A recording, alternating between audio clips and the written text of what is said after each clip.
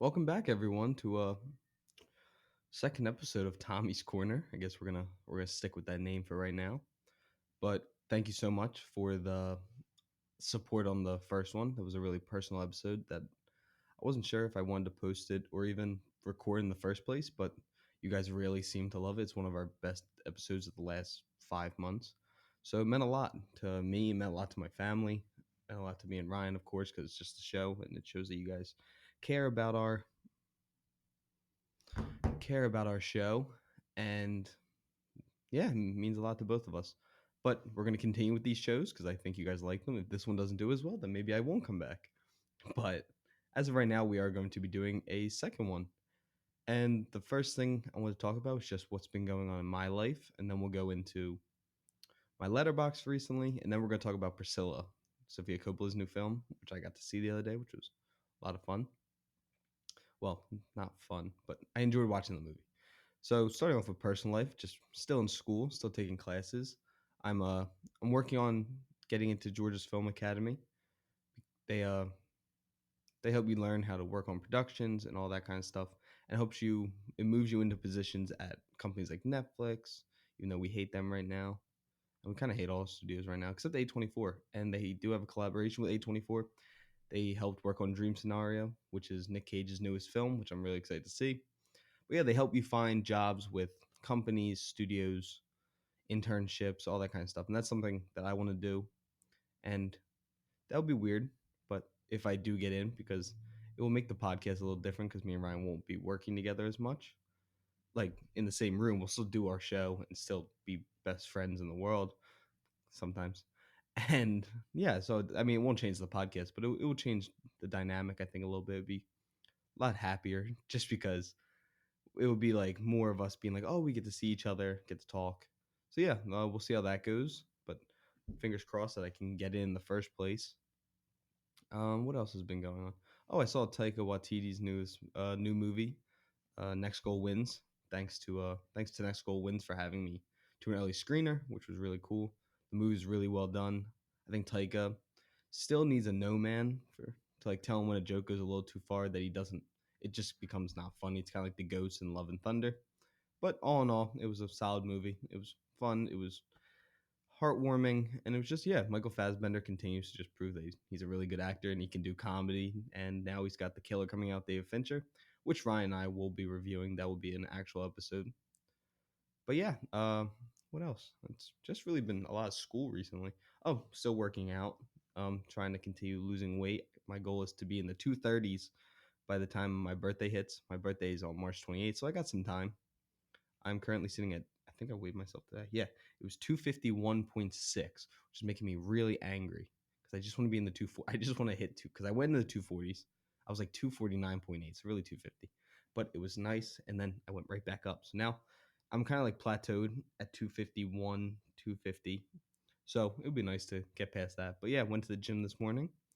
Got up, been trying to get into a better routine with getting up on time. Slept in a little bit today. Got up at like 8:30.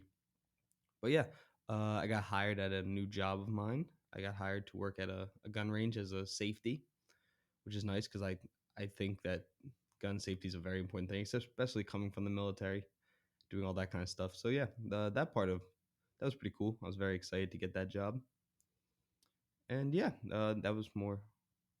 I was just excited at that point because I didn't know if I was going to get it, but the military, of course, gives me opportunities to get these kind of jobs, and yeah, so it's pretty cool. And I'll probably I think I start fully working next week. But yeah, and going aside from that, I talked about this last episode of the actual show, not the Tommy's Corners episodes. Um, there's that girl that I like, of course, and I've talked about her on the show before. But things somewhat seem like they're going positive. I don't know. I'm very bad judging if someone likes me back, but yeah, so we'll see how that goes. It's the same girl that if anyone watched our episode of Raise the Lost podcast when we ranked Nolan movies, we talked about her. There was a couple jokes made, and yeah, so she's really into film, which is really cool, and I think she's one of the nicest people I've ever met. But yeah, she's a friend of mine, so it's always good to start off as friends. I think I'm really bad at talking about dating advice. I've never really had like a true, real girlfriend. Neither is Ryan, so we're just the worst at this. But hopefully that works out. I should be seeing her. I think I'm hanging out with her this week and next week. Yeah. So hopefully that continues going well. But you never know. It should go south very quickly. But yeah, life's been pretty good recently. Actually, I've been doing well with my diet. Playing a lot of video games, which is always a good time. Fortnite OG map came back, so I've been grinding out a little bit on that, having some fun. The nostalgia was nice. I couldn't stop smiling the first day. It was nice because it just brings you back to when what was I 17 when I was playing? Because I stopped for a while just because I couldn't keep up with the building. But yeah, it's nice to be playing with friends that I haven't played games with in a while. So, so yeah, Fortnite's fun. Let me know if you guys want to play. I'll definitely play with subscribers, play with followers, people that listen to the show. I'll play with anyone. I'll stream. I'll do. I'll really just play anything right now. I finished Spider Man. I think I talked about that on our last review episode with Ryan. But yeah, I finished Spider Man. I finished the main story. I'm 86% of the way through the game. Got those stupid Mysterio missions, Mysteriums, I think they're called. They're rough. They take forever. But yeah, I'm having fun with that game. Of course, it's a really fun time. I recommend everyone play it. What else do I want to talk about? I know there's like the main plot one, but then there's like sub components I didn't really write about as much. Yeah, the podcast. I don't know what happened recently. The last month we've been on fire. All of a sudden, I think we finally hit like a mainstream algorithm because now we had one of our episodes hit the top 200 on Spotify for TV and film, which was cool. And yeah, so the we hit the. I guess you guys have been sharing the show, listening to a lot of the older episodes. Our first couple episodes all of a sudden have just started getting a lot of viewership. I guess you guys want to see where we came from, which I understand. My mom said I almost deleted the first one, but we kind of have to rock it out because it's horrible. But yeah, so thank you guys for sharing the episode, listening to our show, caring what we have to think. But yeah, so we've hit like a main algorithm. We had our biggest month of the year, biggest month ever, not just of the year. Sorry, that's an energy drink, but I can't show you what it is because they don't sponsor me. But if you guys do want to sponsor me, and all energy drinks, any one of you, um, email us. We'll set something up, and I will drink your drink exclusively. I'll post about it. I love energy drinks because I can't get behind the coffee grind like Ryan does.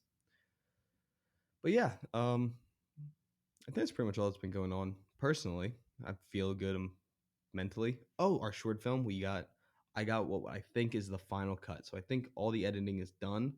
We should, we're probably going to be moving into submissions for short films, festivals, and then eventually I will post it. It will eventually be available on Instagram. Probably it will be available on Instagram, YouTube. I think TikTok. I'll probably post clips of it. But yeah, we're really excited for you guys to watch it. It means a lot to me. As I talked about before, it's a very personal story. And yeah, so keep your eyes open for that. We're still trying to figure out a title for the movie. But yeah, the short film I think's done now. I think it's fully done. I don't think I have anything else to work on. So shout out to Green Tater Productions for being a great company to work with. And yeah, I think we should move on to my letterbox recently. Before I get into that, I did want to shout out a fan of ours. Her name's Adoria. I think it's Adoria. Her Instagram is my arm hurts. She seems to be a really big fan of me and Ryan, which is nice. And I got to have a really nice conversation with her on Instagram, and she was just really sweet. So that meant a lot to us. So shout out to you, Adoria. And yeah, continue listening to our show. You're a great fan, and maybe one day we'll get to see you in person if we ever do a live show, or we ever travel or anything like that. So yeah, shout out to you. You're good, very good fan.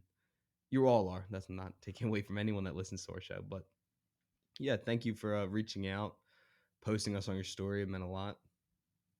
But yeah, shout out to you. And moving on from that, I did want to get into my letterbox reviews recently. What did I watch? Oh, so I only reviewed 4 movies recently. I've been watching a lot of TV. I finished Gen V, which me and Ryan are going to do a solo episode on. I'm watching Loki. I'm watching Invincible season 2, which started off very hot. Very excited to watch the rest of that season. I'm watching Family Guy, but that's like my comfort show. Trying to get back into Sopranos. It's rough. Season 2 is not very good, in my opinion. So yeah, but going into Letterbox, the four movies I've watched most recently, plus Next Goal Wins. I didn't finish that. I didn't review it yet on Letterbox. Starting off with Five Nights at Freddy's, the movie that has crossed $200 million already at the global box office on a $20 million budget, which I think is incredible. It I know critics didn't really like it, but I really enjoyed myself. I'm a big fan of the games. I definitely slacked off recently in the games just because I got older and I kind of felt like I outgrew it a little bit. So I forgot a lot of the lore. But with all that said, I had a lot of fun. It was exactly what I thought it had to be. It was PG-13. They couldn't go super far with the violence, but I thought the whole cast was really good. I love Josh Hutcherson. I think the dude needs to get more mainstream movies. So I think this does help him. And he's got The Beekeeper with Jason Statham coming out.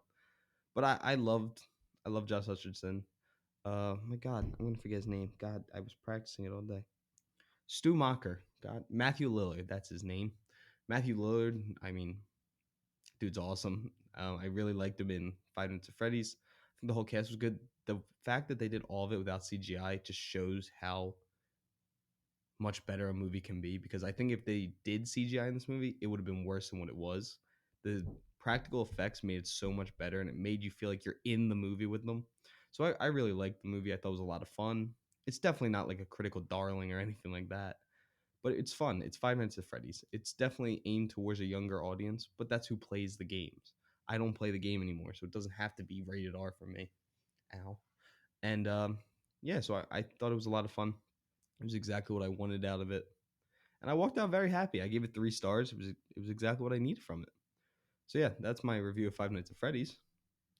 Moving on from moving on from that, I watched 1978 Halloween, which in my opinion is a top 30 movie of all time.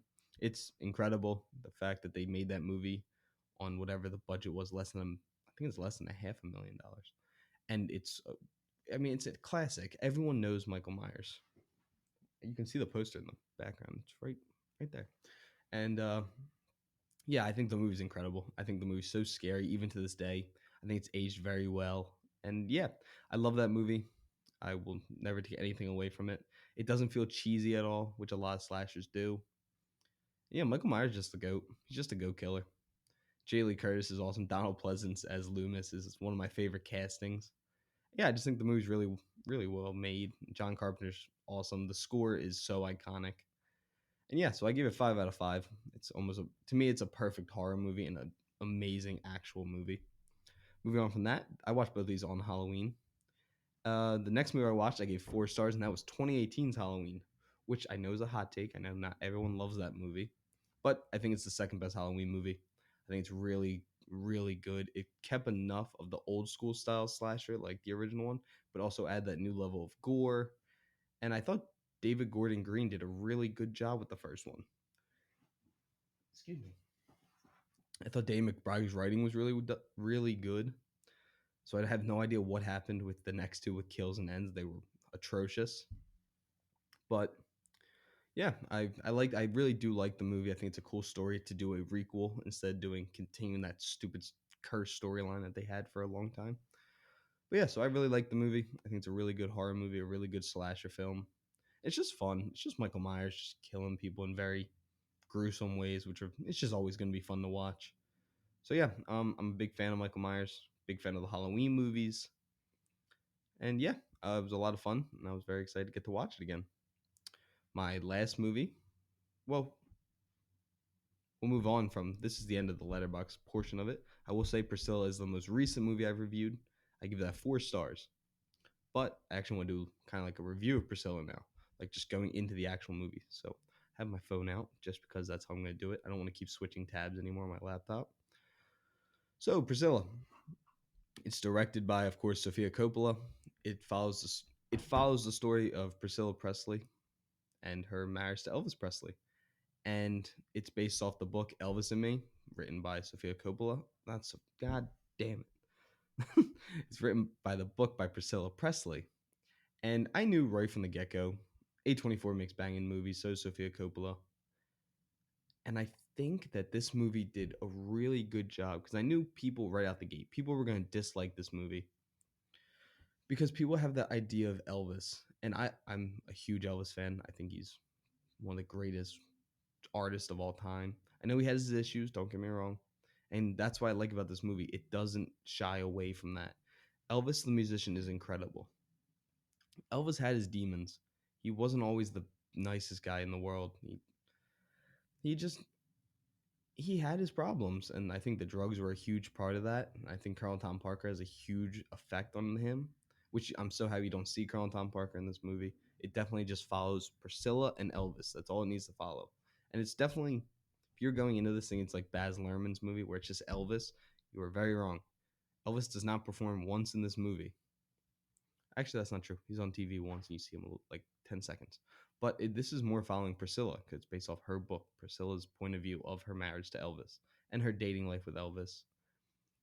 But I like that. I like seeing that Elvis wasn't perfect because everyone seems like anytime an Elvis movie's done, you have to just show that he's like this amazing guy and all this stuff when that's not true. No one's perfect. Like in the Baz Luhrmann one, as much as I think it's a really fun movie, I think Austin Butler's performance is incredible. It still kind of shies away from that side of him. It focuses more on like, oh, look how amazing he is, which he was. He was an amazing talent, musical genius, and all that stuff. But he had his issues, and they only really show the cheating aspect of Elvis in the Baz Luhrmann film.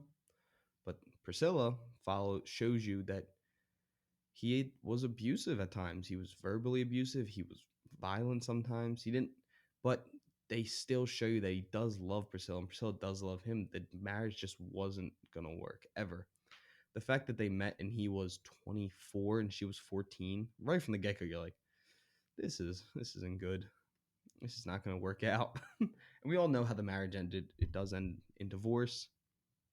But my brother, who's even bigger Elvis fan than me, explained to me that they were friends up until the day he died. She saw him 2 weeks before he died. Just her and him were hanging out. So Priscilla and Elvis were still friends after everything ended, and they still loved each other till the day he died. But it wasn't meant to be for them to stay together. There's a line in the movie where he says maybe in another life is where they would have made it. And I think it's true. If the drugs were never involved, maybe if Elvis wasn't famous and they met, I think things would have been different.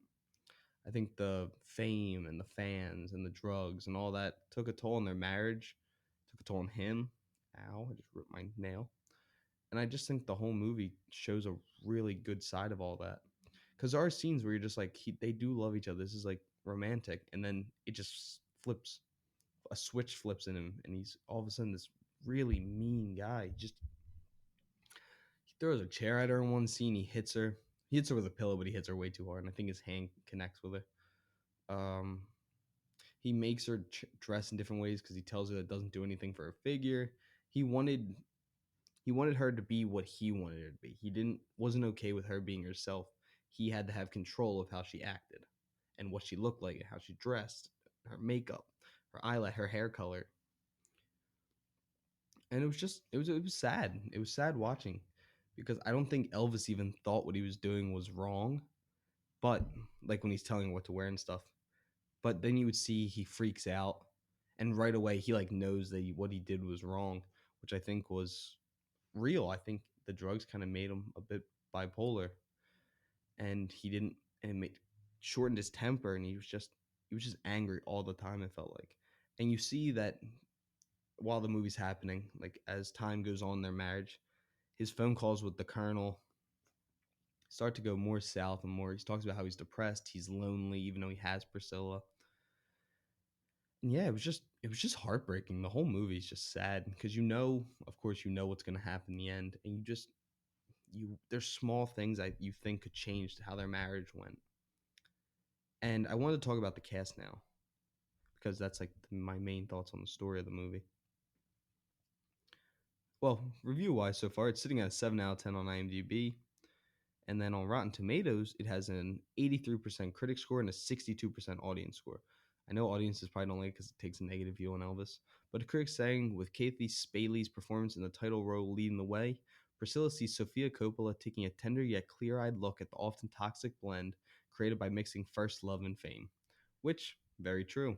You see that the effects of fame have on love and have on relationships.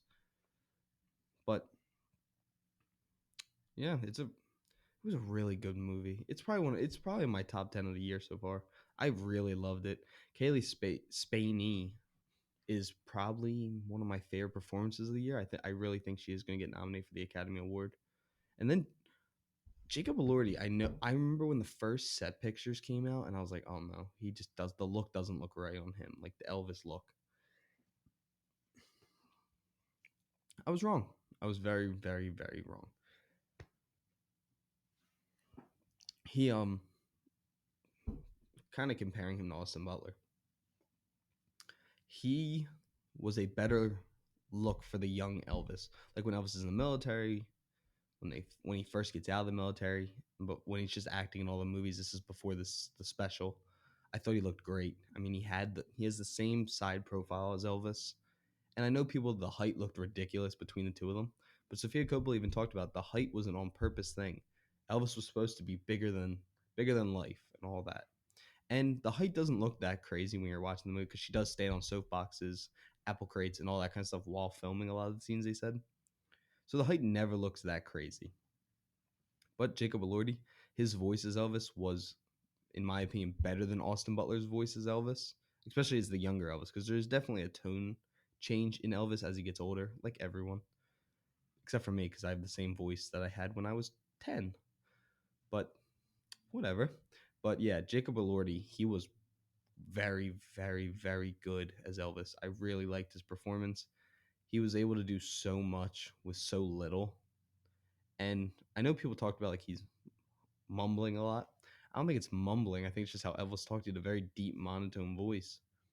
And he talks softly, and that's what he does. And he got the hand motions down, got all the gestures, he had his mannerisms. And Priscilla Presley talked about when she had came up, she wanted Jacob to talk to her as Elvis with her eyes closed. And she started crying. She said it was perfect. It's exactly how it sounded. So I'm not gonna lie, I think young Elvis wise, Jacob Elordi did a better job than Austin Butler did. And I know you don't get a lot of that in the Elvis one because the Elvis one's very fast. It moves very quickly through his life. But young Elvis, Jacob Elordi killed it. You were fantastic. I could see him getting nominated. I think it's be a lot harder for him to get nominated than it is for Kaylee Spaney. But I would like to see him get nominated. I don't think he'll win, but I think he could get nominated, which I think would be great because I think Jacob Elordi is a very talented actor. I love him in Euphoria as much as that show isn't for everyone. I think he's the best part of the show. Him and Angus Cloud, who sadly passed away. But I love Jacob Elordi. I think the dude's a very talented actor. I'm super excited to see him in Saltburn with Barry Keoghan. And yeah, Priscilla was it was just a really well made movie. It was just sad. I think both performances were very good. Sofia Coppola's directing. I just spoke really fast there. Sofia Coppola's directing was really, really, really good. And the biggest part of this movie that doesn't work is that the Elvis estate, which is a bunch of fucking bullshit, first off. It's so, as we know, Lisa Marie passed away sadly. Priscilla is the only member left that knew Elvis. The Elvis estate denied this movie, so they weren't allowed to use Elvis, like his actual likeness.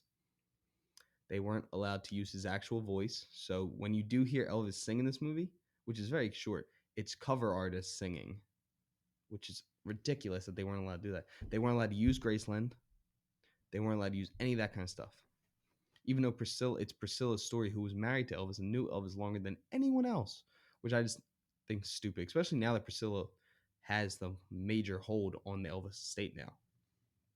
But I think it kind of hurts the movie at certain aspects because as much as I'm an Elvis fan, my brother and sister are much bigger Elvis fans than I am. They could point out that certain parts of the house didn't look right, the backyard wasn't done right, which are little things, but it makes sense because they couldn't use the actual house. They weren't allowed. The only thing they let them do is they let Jacob Elordi and Kaylee Spaney walk around the house before they filmed anything, which is still super important. And they still got to have Priscilla on set because this is Priscilla's story. She's an executive producer. And yeah, so I think that's one of the parts that hurt the most. But it was also really cool because when they would show like pictures of Elvis or like album covers, it was Jacob Elordi on the album, but they got the look down that he looked like Elvis. But yeah, so I think the best part of this movie is definitely the first and second act. I think the third act goes by a little too fast because it shows a lot of their relationship before they're married, and then their marriage is only probably like 40 minutes of the movie. But then the other hour, no, probably not that. It's probably like 25 minutes is their marriage, and the rest is their dating life, which is still super important. But I wish we got a little more of the marriage. And I would have really liked to see Priscilla finding out that Elvis had passed away. But I mean, beggars can't be choosers. The movie was still really good, and I was very happy with it. It was a lot better than I thought it was going to be. And the movie took its own route. It didn't follow the Elvis storyline. It made its own thing, and that's what's showing you what a great director like Sofia Coppola can do to a movie. She can make it her own. So yeah, I really enjoyed this film. I think Kaylee Spaney was fantastic. She might be the best performance of the year so far. Jacob Elordi as Elvis was really, really good. I think people are being a little too hard on him because he wasn't Austin Butler's Elvis, but it's two different versions of Elvis. I don't think people are really looking at that so far, but that's the thing. They're two different people in these movies, pretty much. That's not taking away from Austin Butler. It's still, I think, the pinnacle of Elvis is watching Austin Butler do it. But Jacob Elordi, much more toned down, very realistic version, was really good, and I really liked the movie. So yeah, that's my thoughts on Priscilla.